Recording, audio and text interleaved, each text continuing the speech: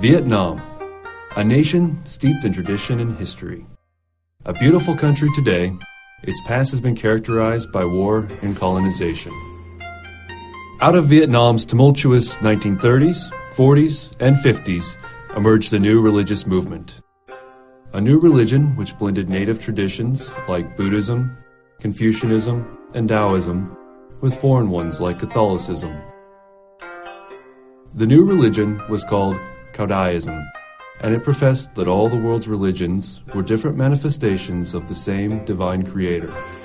Today, there are some 3 million practicing Cao Daists in the world, many who have been spread across the globe as a result of the diaspora following the end of the Vietnamese-American War and the fall of Saigon in 1975. Some of these Cao Daists landed in the United States. This is their story.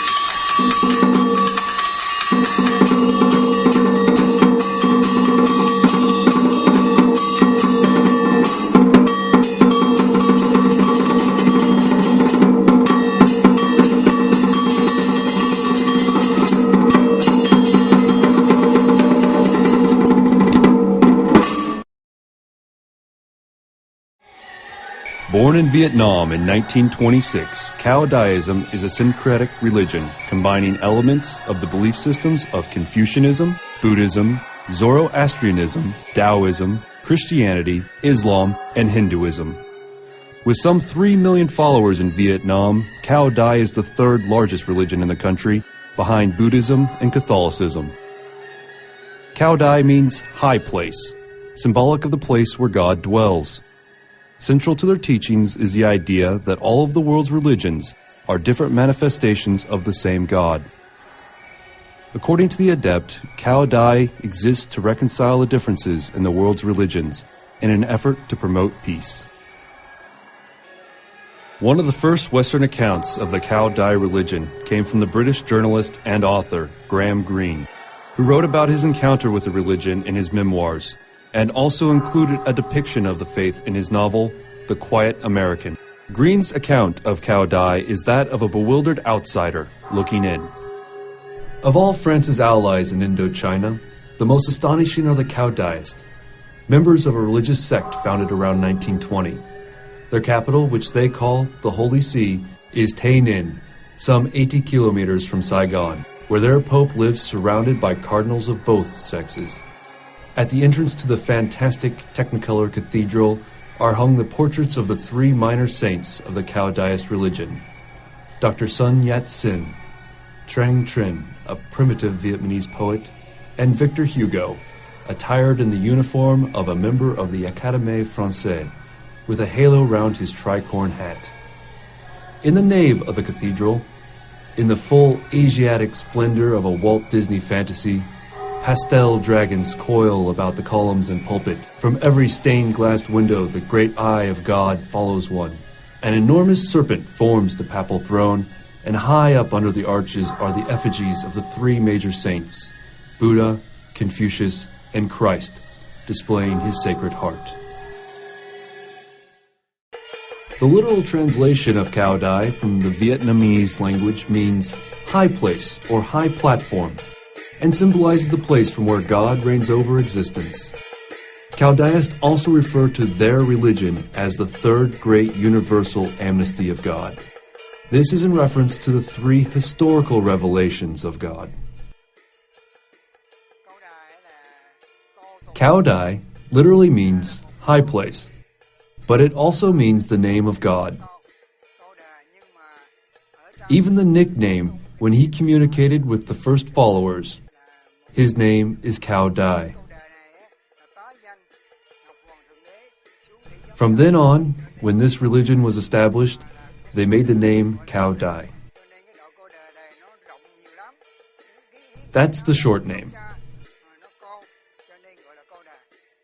But the full name is Dai Dao Tam Ki Fo Do, or the Great Way of the Third Revelation and Salvation.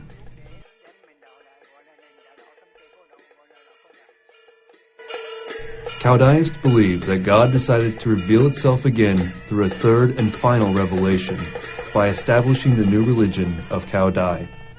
Caodaists say that the third amnesty establishes a new path to salvation for humanity, and believe its core goal is the unity of all the religions of the world. Furthermore, they believe that God is the Father of all beings and the creator of all the world's religions. Caodaists contend that God has manifested itself at different times and places through various religions throughout history. Caodaists revere a pantheon of 9 deities. First among the many is the supreme being, Cao Dai, represented by the Eye of God present atop the traditional Cao Dai altar.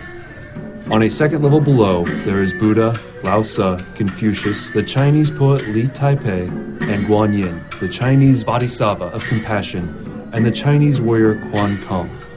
On the third level stands Jesus Christ. At a fourth level, Quang Tai Kong represents the genus traditions of ancestor, hero, and spirit veneration. Below this pantheon of deities are the numerous saints of the religion: Victor Hugo, Sun Yat-sen, Descartes, Joan of Arc, Lenin, Shakespeare, and Louis Pasteur, among many others. The saints of Cao Dai aren't chosen through a lengthy canonization process, as they are in the Roman Catholic tradition. Rather, they are spirits who have chosen to reveal themselves during Cao Dai seances to communicate the proper direction of the religion.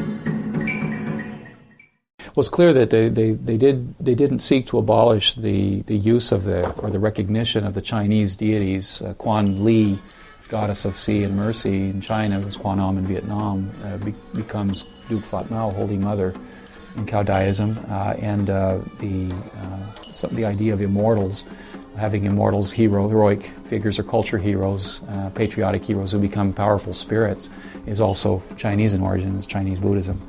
And they do preserve that. And some of those immortals are Victor Hugo and Joan of Arc and so forth. So there are French loan blends, or blendings from French usage, saints and luminaries and so forth. So those are big features that they also incorporated. And of course there's the genieism, there's the animistic traditions of Vietnam, the genies, the forest spirits and so forth, and they recognize all of that. The worship of and veneration of ancestors, nature spirits and so forth is also part of Caodaism.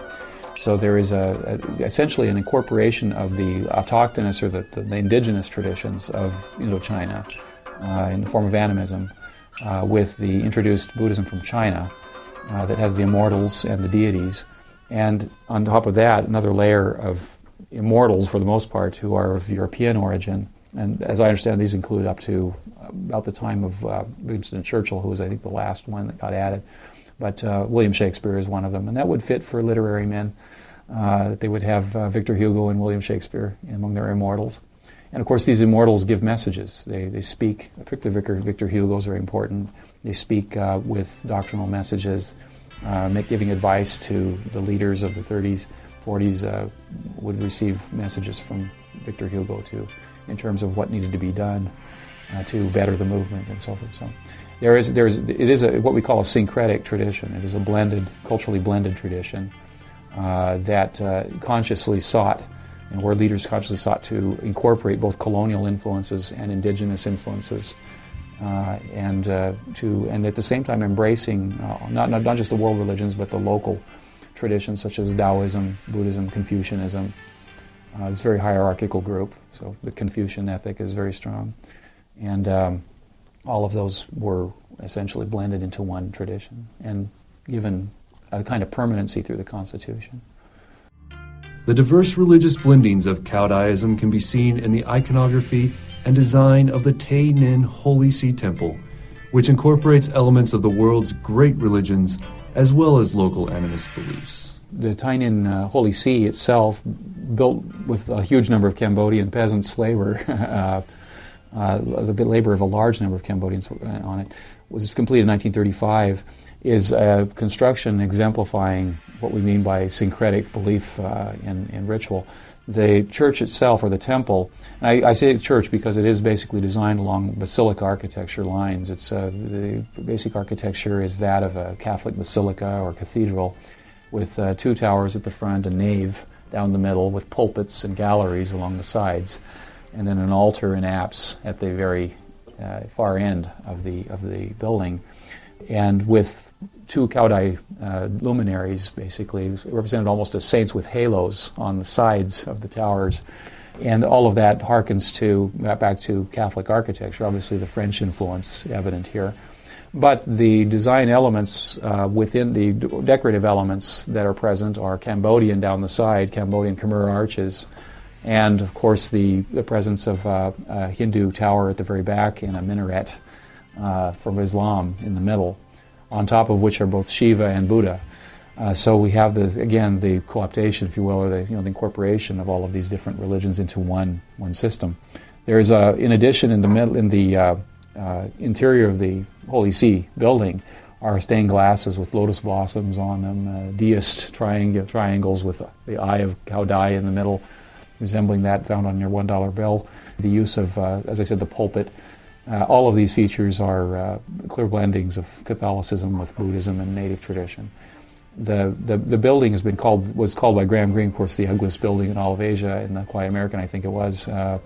It struck him. Other people have remarked on its aesthetic beauty and the skill of the crafting of the teak that's in it and so forth. Beautiful dragon columns, very Vietnamese animistic traditions represented down the interior of the nave. And then, of course, the use of an altar that has, instead of a crucifix, the big orb with the eye of Cao Dai on it, but with seats for dignitaries, much as you would see in a cathedral, with seats for the bishop, archbishop, and his clergy.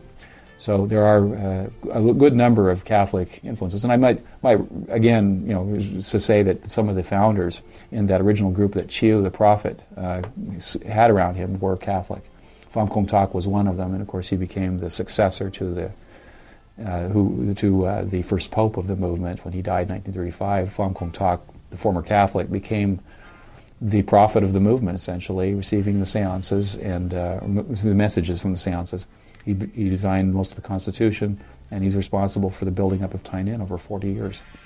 So the Catholic influence is very evident.